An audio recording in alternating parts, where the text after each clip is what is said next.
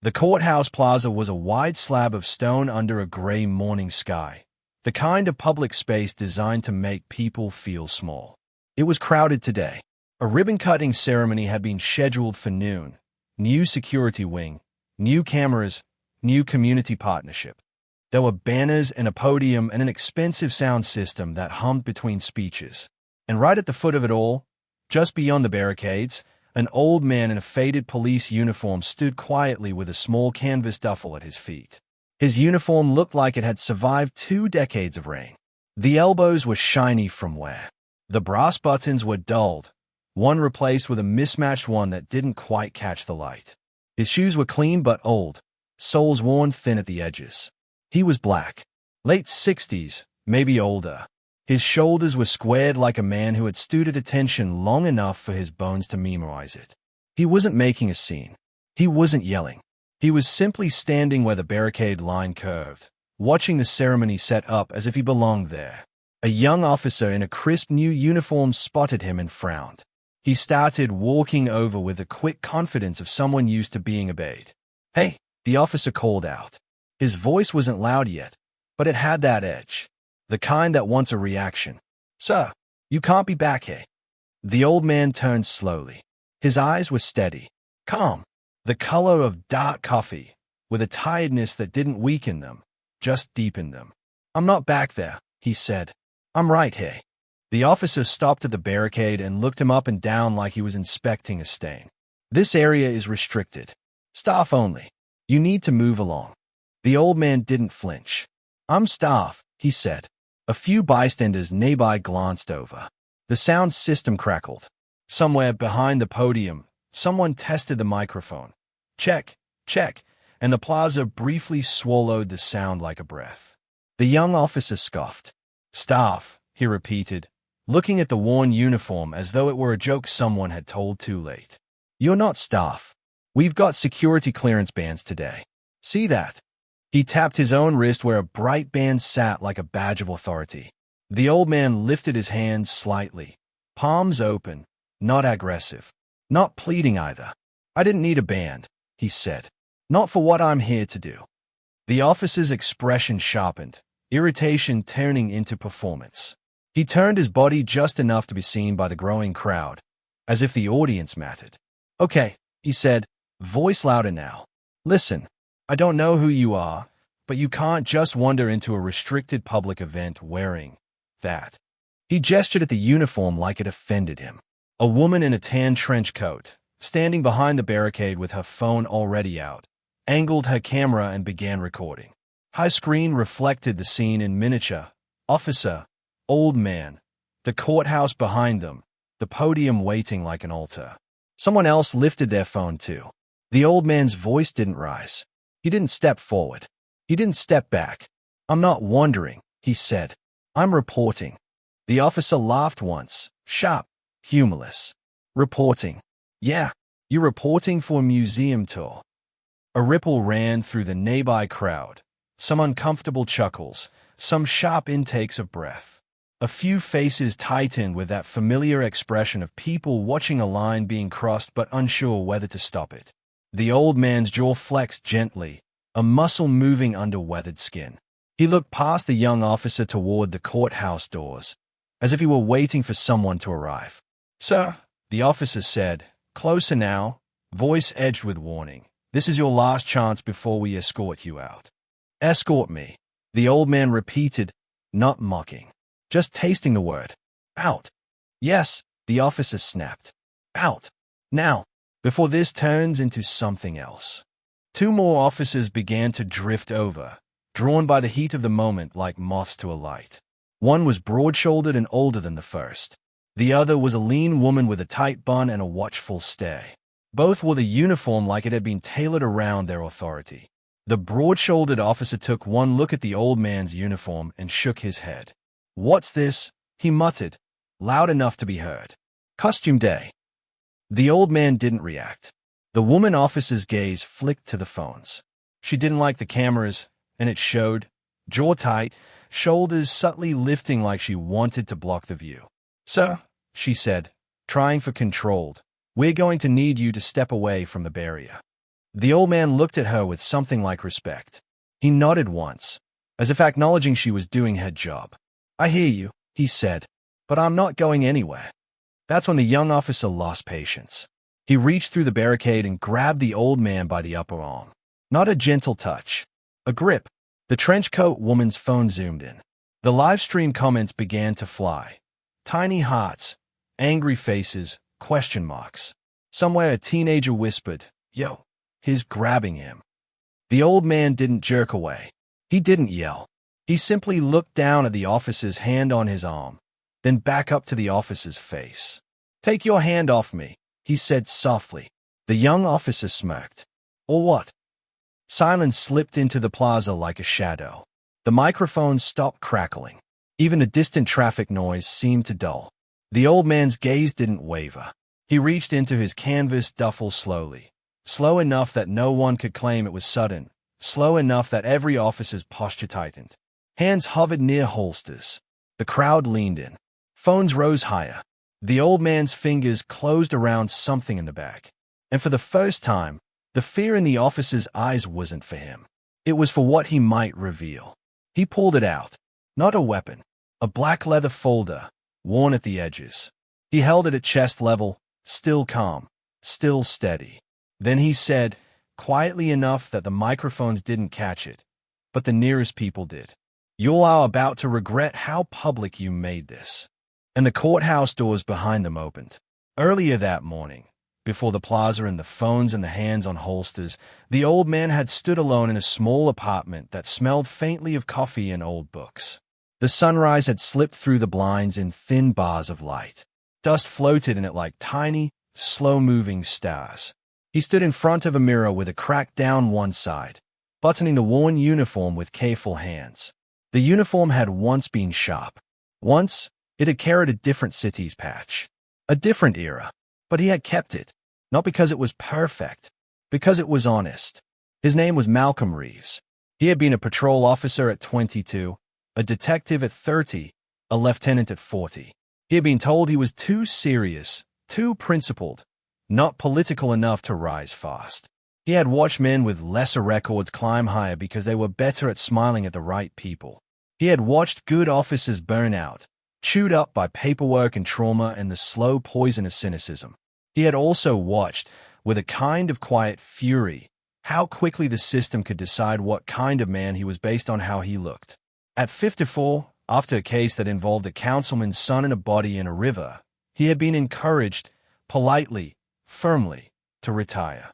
Not because he was wrong, because he was inconvenient. He had taken his pension and his dignity and walked away without giving them the satisfaction of seeing him break. For years, he worked private security jobs, training contracts, community mediation. He taught de-escalation in cramped rooms to people who rolled their eyes until he told them stories they couldn't shake. He volunteered at youth centers where boys with anger like gasoline listened to him because he didn't speak down to them. He wrote letters, lots of letters, to mayors and commissioners and boards. Some got ignored. Some got polite replies that said nothing. A few, rare, meaningful, made small changes. He lived modestly. He took the bus sometimes, even when he could have driven, because it kept him in the world. It kept him near people. It kept him honest. That morning, his phone had buzzed before dawn. A single message. Plaza. Courthouse. 11:30. Don't be late. No signature, but he knew who it was from. The new mayor, elected on a promise of reform, had reached out months ago. Not for a photo op, for advice. At first, Malcolm hadn't trusted it. Politicians love the word reform the way some people love the word tomorrow. Always later, always just out of reach. But the mayor had been different. She had sat across from Malcolm in a small diner and listened. Actually listened. Not nodding for effect, not checking her phone. Listening like the truth might cost her something and she was willing to pay. "I need someone who doesn't need the job," she'd told him. Someone who can't be bought with the promise of a title. Malcolm had sipped his coffee and said nothing for a long time. Then he'd asked, "How many enemies am I supposed to make?" The mayor smiled without humor.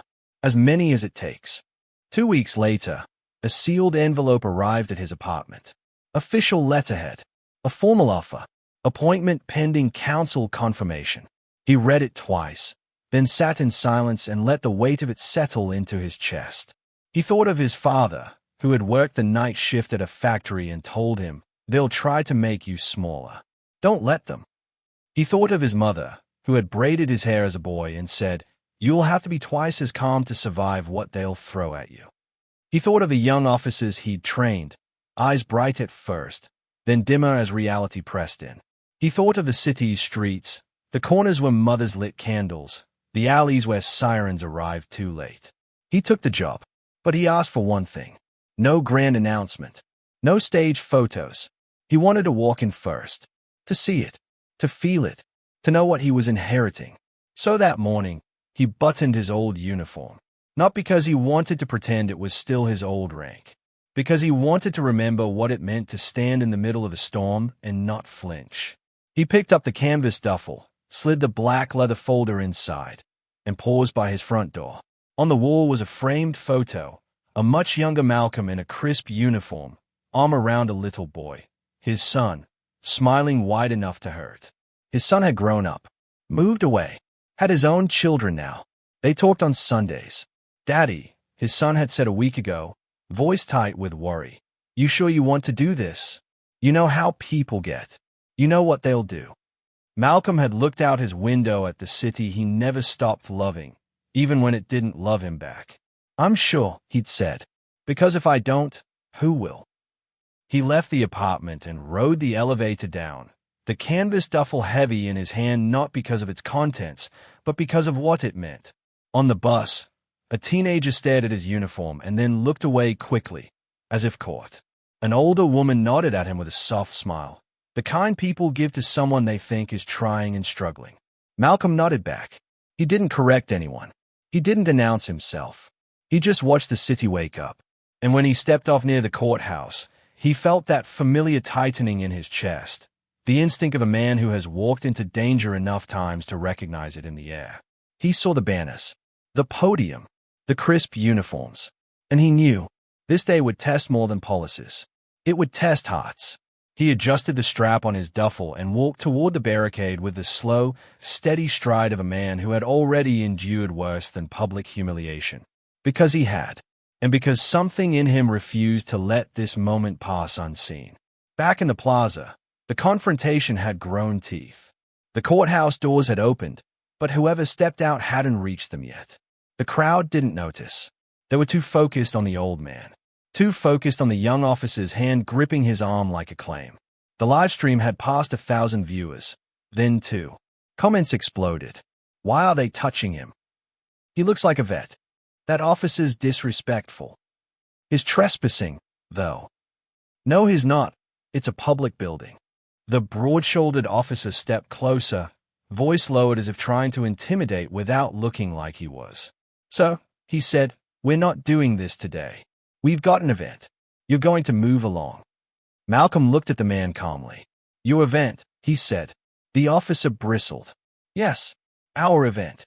Malcolm's mouth tightened in something almost like a sad smile. "This is everyone's city," he said. "Not just yours." The young officer squeezed his arm harder. "Stop talking," the young officer hissed. "You're making this worse." Malcolm's eyes flicked to the phones, then to the officer's face. "You already made it worse," he said softly. "You just haven't realized it yet." The woman officer shifted her stance and spoke again, louder now to project control. "So, we are giving you a lawful order. Step away from the restricted area. If you refuse, you will be detained." A woman in the crowd gasped. Someone else muttered, "This is messed up." A tall man in a suit near the podium, one of the event organizers, noticed the commotion and started walking toward them, irritation all over his face like sweat. "What is going on?" he demanded, eyes flicking to the cameras with alarm. "Why is this happening right now?" The young officer spoke quickly, eager to justify himself. "This guy's trying to access the restricted zone. He claims his staff. His not." The suit man looked at Malcolm's worn uniform and scoffed. "Staff," he repeated, and the word was loaded with disbelief. "So, this is a high-profile event. We have donors. We have judges. We have the mayor. You can't just show up like this." Malcolm didn't blink at the word donors. I showed up the way I was told, he said. The suit man's eyes narrowed. By who? Malcolm's voice remained even. By someone who outranks all of you. The broad-shouldered officer snorted, glancing at the others like, You hearing this? The suit man leaned closer, as if to smell the lie. And who would that be? Malcolm didn't answer immediately. He looked past them again toward the courthouse doors. The live stream comments spiked. He said outranks all of you. Is he FBI? Plot twist incoming. Now they about to arrest him. The young officer, emboldened by the organizer and the crowd, made a decision. Enough, he said. You're refusing a lawful order. Turn around. Hand behind your back. A hush fell. Not a quiet hush. A heavy one. The kind that makes your stomach drop. The woman officer's eyes widened, not because she thought it was right, but because she knew what it would look like on camera. Hold up, she started. But the young officer was already shifting his grip, pulling Malcolm's arm behind him. Pain flickered across Malcolm's face for the first time. Brief, controlled, like a shadow passing over a lamp. He did not cry out. He did not fight. He simply inhaled once, slow and deep, and said, quietly, Don't do that. The young officer paused, thrown by the calm in that warning. Or what? He snapped again, trying to regain his dominance. Malcolm lifted the black leather folder slightly. The crowd leaned in as if pulled by gravity. The suit man's expression tightened with annoyance. What is that? Put it down. Malcolm's gaze didn't leave the young officer. I'm going to ask you one last time, Malcolm said, voice low, steady as a drumbeat. Take your hand off me. The young officer hesitated, and in that hesitation, the courthouse doors behind them opened wider. A woman stepped out first. The mayor. She moved quickly, not smiling. No entourage fluff. Just purposeful steps, jaws set, eyes locked on the scene. Behind her came several officials, city attorney, council members, a tall man with a camera crew, and, unmistakably, the interim police chief in his dress uniform. The crowd noticed the movement like a tide turning. Heads swiveled. Phones pivoted. The trenchcoat woman's livestream swung around to catch the mayor approaching, then back to Malcolm being held. The mayor's voice cut through the plaza like a blade. Get your hands off him. Every officer froze. The young officer's mouth opened, then shut. Confusion splashed across his face. He stammered. His trespassing. I said, the mayor repeated, stepping closer, get your hands off him. The young officer released Malcolm as if his fingers had been burned. Malcolm's arm dropped back to his side. He rolled his shoulder once, slow, working out the pain without drama. The interim chief looked shaken, not surprised, exactly. More like a man watching a car crash and realizing he's in the driver's seat. Sir, the interim chief said, voice careful, is everything all right? Malcolm finally turned fully toward the approaching officials. He held the black leather folder in both hands now, and when he spoke, his voice carried. Not because he shouted, because the plaza had gone so quiet that even a whisper could have echoed. No, Malcolm said, everything is not all right. He opened the folder.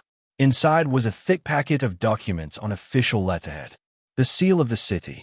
Signatures. He pulled out the top page and held it up so the cameras could see the bold text. The mayor stepped beside him, facing the crowd, and lifted her own microphone. No podium now, no stage comfort. This man, she said, voice tight with controlled anger, is Malcolm Reeves. Her eyes swept the officers. This man, she continued, is the newly appointed chief of police of this city, effective today. A shockwave went through the crowd. Not metaphorical. You could see it. Mouths fell open. Hands flew to faces. A man near the front whispered, no way, like he just watched the laws of physics break. The young officer's face drained of color. The broad-shouldered officer blinked hard. Once, twice, as if he could clear what he was seeing. The woman officer's eyes widened, then dropped to the ground, shame and disbelief mixing in her posture. The suit man's lips parted. No sound came out. Phones captured it all. The live stream exploded. Oh my God. The new chief. They grabbed the chief. This is insane. Malcolm didn't smile. He didn't gloat. He simply looked at the young officer who had just tried to cuff him. Then he looked at the cameras. And for a moment, the plaza held its breath. Malcolm spoke in a steady voice that didn't ask for attention. It assumed it. Badge numbers, he said. All of you. The interim chief swallowed hard. The broad-shouldered officer's hand trembled as he reached for his notepad. The young officer looked like he might fall over. Malcolm turned slightly and addressed the mayor and city attorney. He said, respectful, I want this entire incident preserved. Body cams, dash cams, security footage. I want the raw files. No edits. No missing minutes. The city attorney nodded, already pulling out a phone. Malcolm looked back at the crowd, at the bystanders, at the phones, at the faces full of shock. Then he said something that didn't sound like triumph. It sounded like grief. This, he said, gesturing to the entire scene, is exactly why I'm here. And the silence that followed wasn't empty. It was heavy with recognition. The consequences didn't arrive like a single dramatic moment. They arrived like a storm front. Slow at first, then impossible to ignore. Within an hour, the livestream clips were everywhere. Not just local, national. A worn-uniformed old black man being mocked, grabbed, threatened, then revealed as the new police chief. The headline wrote itself, and the internet did what it always does, amplified every detail until the whole country could see a city soul on display. The department issued a statement by evening. It was the usual at first. We are reviewing the situation. The public didn't accept it this time, because the footage was too clear, because the humiliation was too loud, because the reversal had lit a fuse. By the next morning, the mayor held a press conference. No banners, no celebration, just hard truths. She announced the young officer had been placed on administrative leave pending investigation. So had the broad-shouldered officer, for his remarks and failure to intervene. The event organizer in the suit, who turned out to be the head of a private security contractor hired to assist with crowd control, had his contract suspended. City council members publicly questioned why a private contractor had so much influence over a public courthouse event. Protesters gathered outside the precinct with signs. Not just angry signs. Heartbroken ones. Dignity is not a perk. Respect should be standard issue. Who do you think belongs? Malcolm sat in his new office on the third floor of headquarters. The paint smelled fresh, like they'd hurried to make it look ready. A framed photograph of past chiefs hung on one wall. A row of faces, mostly white, mostly stern, all men. There was an empty space where Malcolm's photo would one day go, and he stared at it longer than he needed to. He didn't feel victorious. He felt tired. His arms still ached where fingers had gripped him too hard. But more than that, something deeper ached. Because the incident wasn't about him. Not really. It was about how easily people decided he didn't belong. How quickly authority turned into contempt. How fast a crowd could become a courtroom of assumptions. The internal affairs investigation began immediately, but Malcolm didn't treat it like a box to check. He brought in an outside oversight panel. Civil rights advocates. Retired judges. Community leaders. Not to advise. To watch. To measure. To hold accountable. Some officers resented it. You could hear it in the hallways, feel it in the way conversations stopped when Malcolm walked past. He didn't flinch. He asked for complete personnel records. He asked for complaint histories. He asked for training logs. He asked for data on stops, arrests, use of force incidents, broken down by neighborhood, by race, by officer. Numbers didn't lie, but they did reveal. And what they revealed was a department full of people who thought bias was something other people had. The young officer, Officer Grady, was 26. 5 years on the force. Clean record on paper, but a trail of attitude complaints dismissed as misunderstandings. When Malcolm sat across from him in a quiet interview room, Grady's eyes were red. He looked smaller now, not because his body had changed, because his certainty had cracked. I didn't know, Grady said, voice shaking. I swear I didn't know. If I'd known. Malcolm held up a hand, stopping him.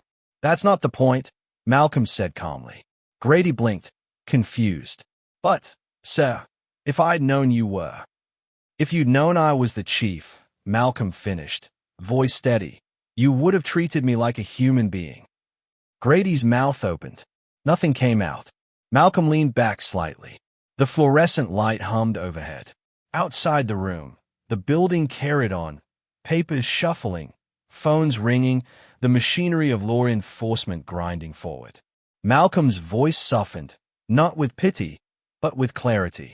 You're telling me your respect has conditions, he said, that it's something you hand out based on what you think someone can do to you. Grady's shoulders hunched, the truth landing like a weight. Malcolm slid a folder across the table. Your actions are being investigated, he said. There will be consequences. But the bigger consequence is this: the city saw you. Not the badge. You. Grady stayed at the folder like it might burn him. News outlets reported that several sponsors of the courthouse event pulled their donations, furious that their community partnership had turned into a national scandal. The private contractor's parent company saw its stock dip over the next week after investors worried about legal exposure. A lawsuit was filed by a local civil rights organization, not on Malcolm's behalf, but on behalf of citizens who argued the footage proved a pattern of discriminatory enforcement. The department's union tried to push back, calling it political theater. Malcolm met with a union leader behind closed doors. No shouting leaked through the walls. No dramatic threats. Just a quiet conversation that left the union leader exiting with a face like a man who'd realized he was negotiating with someone who wouldn't bend. Malcolm didn't fire people for applause. He didn't grandstand. He followed the process. But he didn't let the process protect wrongdoing. Officer Grady was terminated after the investigation concluded he violated use of force policy, engaged in conduct unbecoming, and escalated a situation without reasonable cause. The broad-shouldered officer received a long suspension and was demoted. The woman officer, who had attempted to intervene but hadn't stopped it, was required to undergo retraining and placed under a performance review plan. She asked for a meeting with Malcolm afterward. When she sat in his office, her hands clasped tightly in her lap, she didn't make excuses. I froze, she admitted, because I didn't want the others to turn on me, and because it was easier to go along than to do the right thing. Malcolm watched her quietly. Then he nodded once. Thank you for telling the truth, he said. Now prove you can live it. Outside, the city argued. Some called Malcolm's actions too harsh. Others said they weren't harsh enough. But the footage didn't disappear. It lived online, immortal and unavoidable. And every time someone watched it, they watched a choice being made, to see a man as a threat instead of a person. The department's reputation didn't heal quickly. Trust, once broken, doesn't snap back like rubber. It fractures like glass. And if you want it whole again, you don't glue it in the dark. You rebuild it in the light. That was Malcolm's work now. A week after the incident, Malcolm stood in front of a room filled with officers. Not a press conference. No cameras. Just the people who wore the badge. The air was tight. Some faces were guarded. Some were curious. A few were openly resentful. Malcolm didn't start with statistics. He didn't start with discipline. He started with a story. When I was a young officer, he said, I got called to a domestic dispute on Elm Street. A man had a knife. People were screaming. My partner was ready to rush the door. He paused, letting them see it. I didn't rush, he continued. I listened. I talked. I got the man to put the knife down. Not because I was a hero, because I understood something. He walked slowly across the front of the room, hands relaxed at his sides. Fear makes you fast, he said, but fear also makes you stupid. A few officers shifted uncomfortably. Malcolm's gaze swept over them. You have power, he said, and power is a mirror. It shows you who you really are. He stopped and looked at them like a man who had buried too many friends to waste time. Some of you think respect is something people have to earn from you, he said. Like you're the judge, and everyone else is on trial. His voice didn't rise. It didn't need to. But the badge doesn't make you better than anyone, he said. It makes you responsible for everyone. Silence held. Malcolm's eyes softened slightly, but his spine didn't. The day on that plaza, he said, I wasn't hurt most by the grip on my arm. I've been grabbed before. I've been shoved before.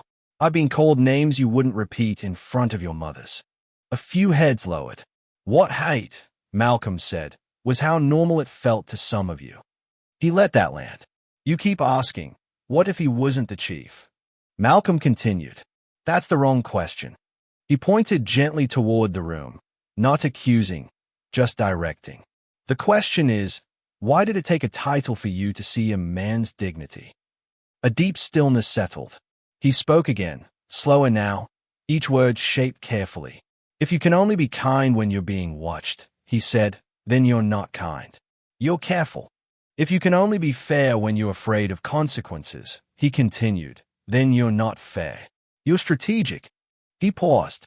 And if you can only treat someone like they belong when you think they have something you want, he said, then you don't understand what service means.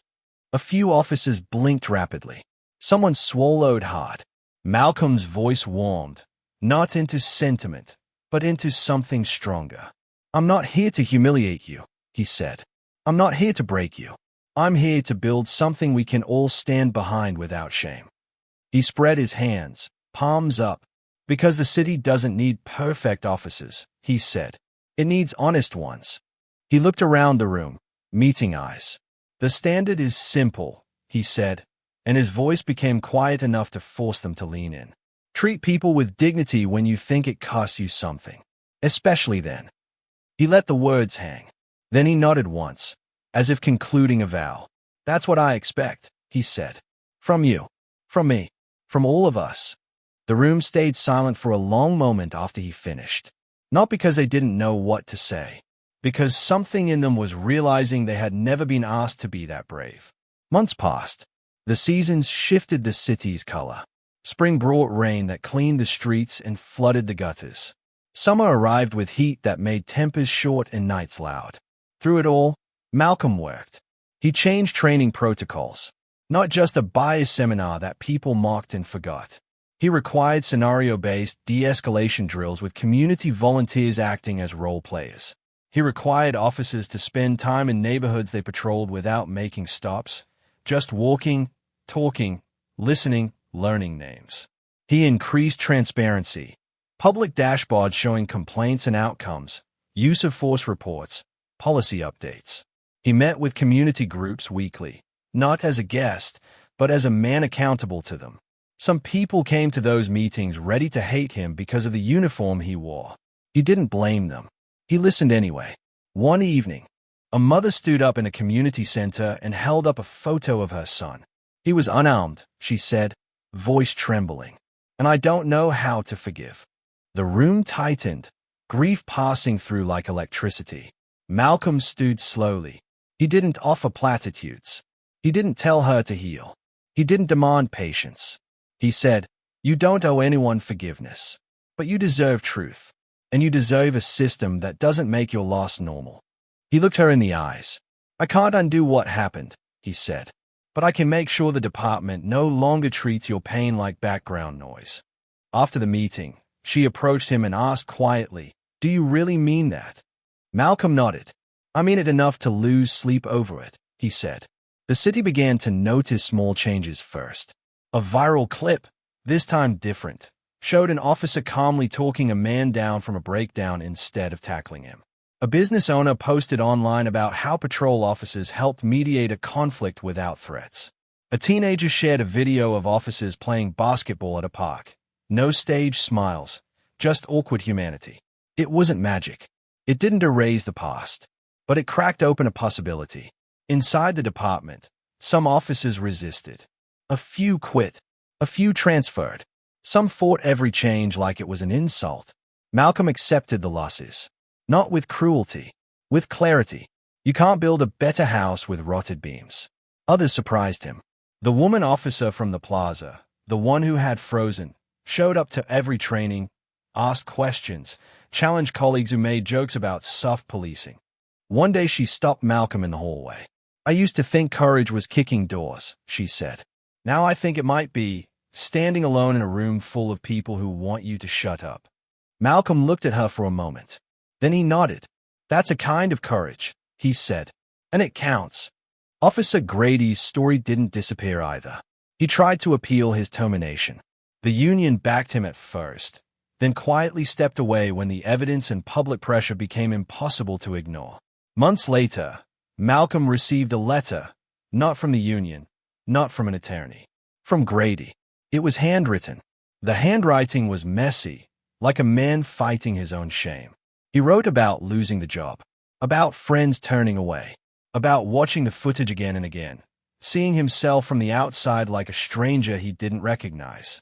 He wrote one line that Malcolm read twice. "I didn't know I was that kind of person until everyone else did." Malcolm folded the letter and placed it in a drawer, not as a trophy, as a reminder. Change wasn't just about policies. It was about people facing themselves. And that was always the hardest work. On the anniversary of the Plaza incident, the city held a community forum outside the courthouse. No barricades, no private security contractor, just chairs arranged in a wide circle under open sky. Malcolm arrived early, not in the worn uniform, but in his chief's dress uniform, sharp, clean, the badge catching light. Yet his face was the same, calm, steady. He stood near the spot where he had been grabbed a year earlier and watched people arrive, officers, residents, teenagers, elders, families, activists, skeptics. A woman with a phone approached him, hesitant. "I was the one recording," she said, holding up her device as if it were evidence. "That day, I didn't know what was happening. I felt like someone needed to see it." Malcolm nodded. "They did," he said. She swallowed. Are you okay?" Malcolm looked at the courthouse doors, then back at the crowd gathering. He answered honestly. "I'm better than I was," he said, "because now we're talking about what we used to hide." The forum began. People spoke. Some cried. Some accused. Some apologized. Some argued. But no one was dragged away. No one was mocked. No one was told they didn't belong. When the sun lowered and the plaza lights flickered on, Malcolm stood to close the gathering.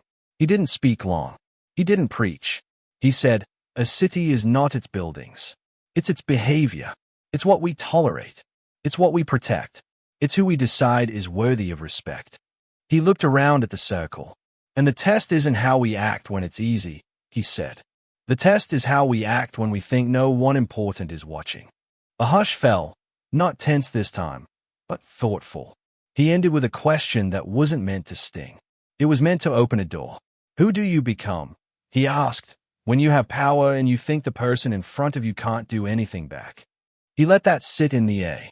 Then he stepped down and joined the circle again, not above it, just part of it. So here's the question for you. When you see someone being doubted, dismissed, or humiliated in public, someone who looks out of place to the wrong eyes, what part of you shows up first? The part that assumes, or the part that sees?